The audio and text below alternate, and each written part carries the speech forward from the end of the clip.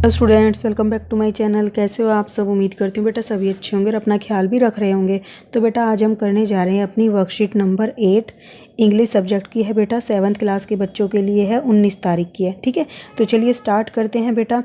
और वीडियो को कंप्लीट देखना ताकि आपको अच्छे से टॉपिक समझ आए बेटा, क्योंकि ये इस तरीके का टॉपिक है, समझोगे नहीं तो गलत करोगे, फिर आप बोलोगे हमें समझ नहीं आया। ठीक है, तो please it's my request, please इसको कंप्लीट देखना। ओके, तो चलिए बेटा स्टार्ट करते हैं। आपका जो टॉपिक है वही 3 क्वेश्चंस वाला जो चैप्टर है उसी से ही रिलेटेड आपको एक पैराग्राफ दिया है और आपको आइडेंटिफाई करना है बेटा, उस डायलॉग बॉक्स में फिर लिखना है आपको। तो चलिए स्टार्ट करते हैं। The following dialogues have been taken from the chapter 3 questions. ठीक है, तो बेटा ये कुछ डायलॉग्स लिखे गए हैं आपको नीचे और इनको आपको आइडेंटिफाई करना है। ठीक है, identify the speakers and place the dialogue in the dialogue box given below. तो आपको स्पीकर को आइडेंटिफाई करना है कि कौन ऐसा कह रहा है। ठीक है, और उसको डायलॉग जो भी ये लिखा हुआ है उसको आपको नीचे बॉक्स में लिखना है। ठीक है, तो चलिए बेटा बारी बारी से हम समझते हैं। फर्स्ट डायलॉग क्या है? I have come to you wise hermit. तो ये कौन कहता है बेटा? ये राजा बोलता है, किंग बोलता है कि मैं आपके पास आया हूँ बुद्धिमान hermit, to ask you to answer the 3 questions. किस लिए? अपने 3 क्वेश्चंस का आंसर पता करने के लिए। How can I learn to do the right thing at right time, मतलब कि मैं कोई भी कार्य सही समय पर कैसे कर सकता हूँ। Who are the people I need most, और कौन सा ऐसा वो व्यक्ति है जिसकी मुझे सबसे ज़्यादा ज़रूरत है।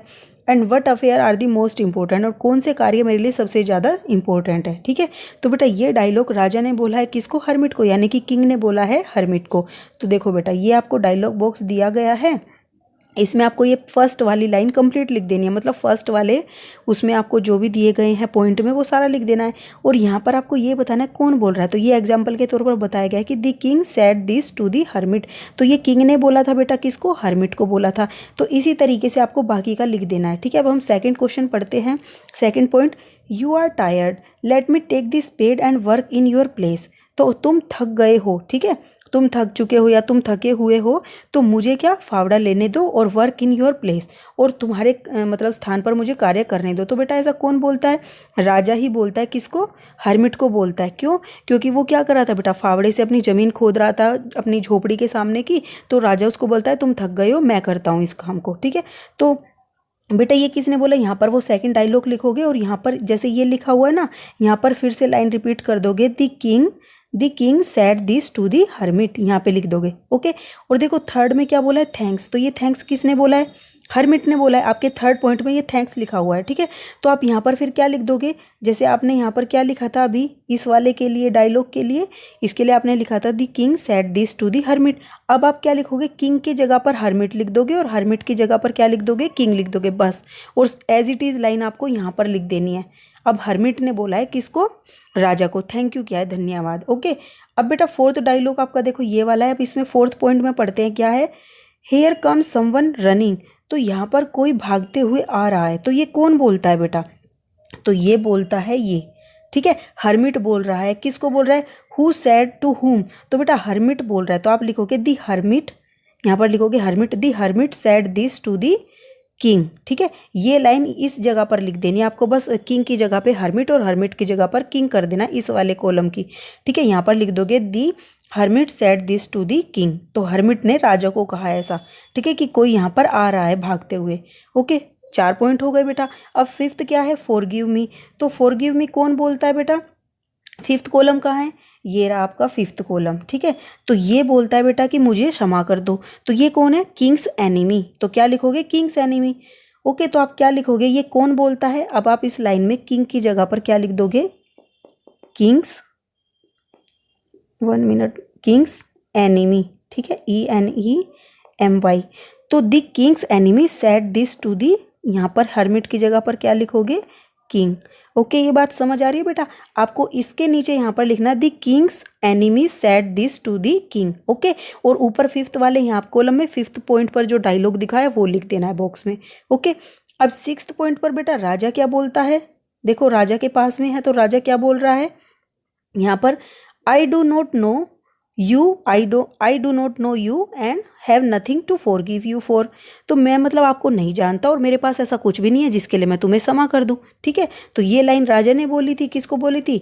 किंग्स एनिमी को। तो यहाँ पर आप क्या लिखोगे? अब किंग्स एनिमी आपने यहाँ पर लिखा था, तो आप यहाँ लिखोगे the king said this to the king's enemy, hermit की जगह पर यहाँ पर लिखोगे, अब नीचे लिख दोगे किंग्स एनिमी।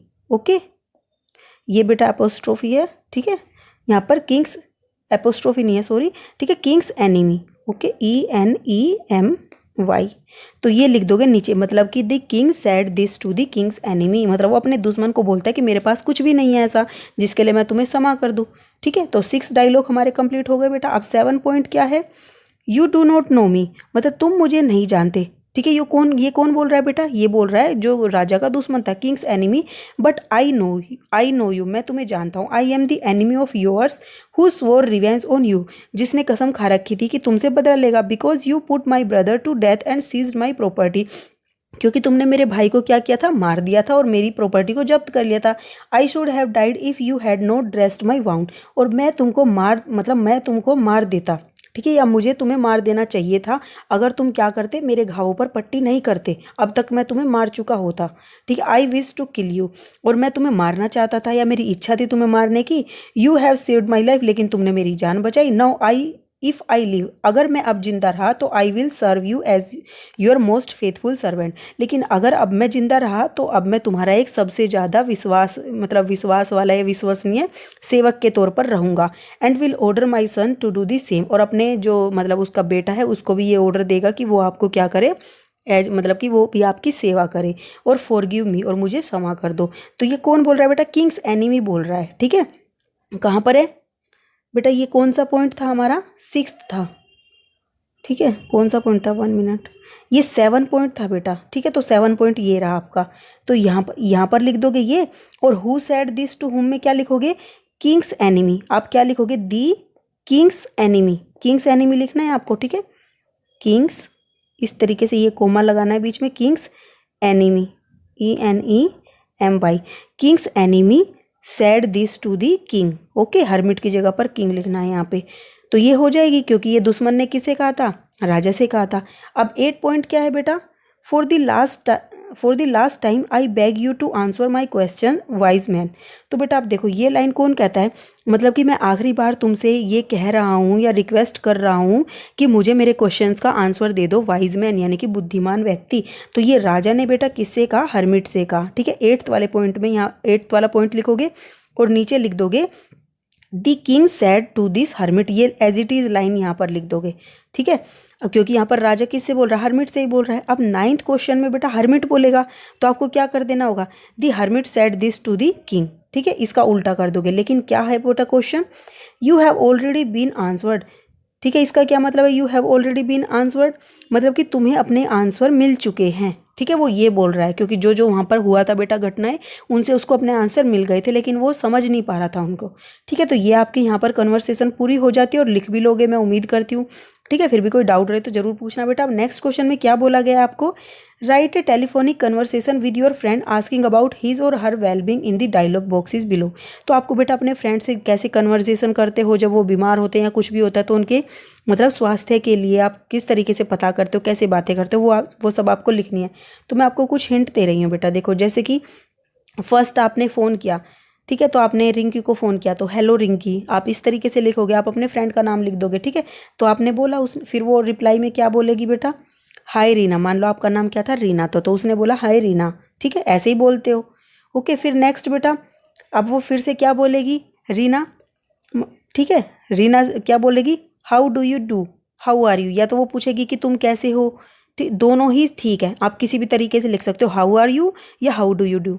ठीक है, तो ये पूछती है बेटा वो कि आप कैसे हो या क्या कर रहे हो, तो फिर वो क्या बताती है बेटा रिंकी कि dear I am not feeling well because I am suffering from food poisoning. तो डियर मतलब कि मैं बिल्कुल भी अच्छा फील नहीं कर रही हूँ क्योंकि मुझे क्या हो रखी है, फूड पॉइजनिंग। फूड पॉइजनिंग क्या होती है बेटा, और कब से हो रखी है उसको, सिंस येस्टरडे नाइट, कल रात से। I have taken stele food and junk food in my friends birthday party. ठीक है, तो उसने क्या किया था बेटा, अपने फ्रेंड्स की, यहाँ पर ना फ्रेंड्स के बाद यहाँ डी के बाद ये कर लेना, डी और एस के बीच में कोमा लगा लेना। तो वो अपने दोस्त की बर्थडे पार्टी में क्या किया था बेटा, उसने काफ़ी सारा जंक फूड खाया था और उसकी वजह से क्या हो गया था, उसको फूड पॉइजनिंग हो गई थी। तो उसने ये सब बताया। उसके बाद बेटा फिर वो क्या बोलती है, यहाँ पर रिंकी था और यहाँ पर वो रीना बोल रही थी, यहाँ पे भी रिंकी है और यहाँ पे भी रिंकी है, तो बेटा ये सही कर लेना। ठीक है। आप ये नेम मेरे उल्टे सीधे हो गए हैं तो आप इनको समझ जाना, एक दूसरे से बोल रहा है, ठीक है। तो यहाँ पर क्या है, तो वो बोलती है Rinki, oh dear so sad, please dear avoid taking loads of junk food. तो इसलिए अपना जंक फूड लेने की मतलब कि अवॉइड करना उसको, स्टेल फूड यानी कि बासी भोजन को भी। Please take care of yourself, और अपना ध्यान रखो। Take proper medicine and proper time, ठीक है, और अच्छे से अपनी दवाइयाँ समय पर लो। और follow the precautions given by the doctor to you recover soon, ठीक है। और जो भी डॉक्टर के द्वारा आपको बताई गई हैं उन सबको फॉलो करो, ठीक है जी। किसके लिए? ताकि तुम जल्दी से सही हो सको। ओके बेटा, इतनी बात हुई। फिर बाद में फिर वो क्या कहती है नेक्स्ट, यहाँ पर वो बोलती है, जब रिप्लाई में आप क्या बोलोगे, 1 मिनट बेटा, आप बोलते हो yes dear I am doing the same to recover soon. हाँ मतलब कि हाँ डियर, मैं भी ऐसा ही कर रही हूँ ताकि मैं जल्दी से सही हो सकूँ। ओके, अब नेक्स्ट बेटा, लास्ट में कन्वर्सेशन ख़त्म करनी है तो I pray to the good for your good health, मतलब कि मैं भगवान से आपकी दुआ करूँगी या प्रे करूँगी। I hope you will recover soon, कि मतलब कि तुम जल्दी से ठीक हो जाओ। Okay dear, take care of yourself, I will meet you soon, और मैं तुम्हें जल्द ही मिलूँगी, बाय, ठीक है। तो ये कहकर वो फ़ोन को कट करने की करती है, ठीक है, पर वो रिप्लाई का वेट करेगी। तो वो क्या बोलती है, अब लास्ट में वो क्या बोलेगी बेटा, thank you dear, hope so, मतलब कि ऐसा ही हो जो तुम प्रे कर रही हो, मैं जल्दी से ठीक हूँ। Definitely I will take care of myself, और मैं अपना ध्यान भी रखूँगी। And we will meet soon, और हम जल्द ही मिलेंगे, bye. And you also take care of yourself, and तुम भी अपना ख्याल रखना। तो इस तरीके से कन्वर्सेशन क्या होती है बेटा, कंप्लीट होती है। और आपको अलग तरीके से लिखनी है तो आप अलग तरीके से भी लिख सकते हो।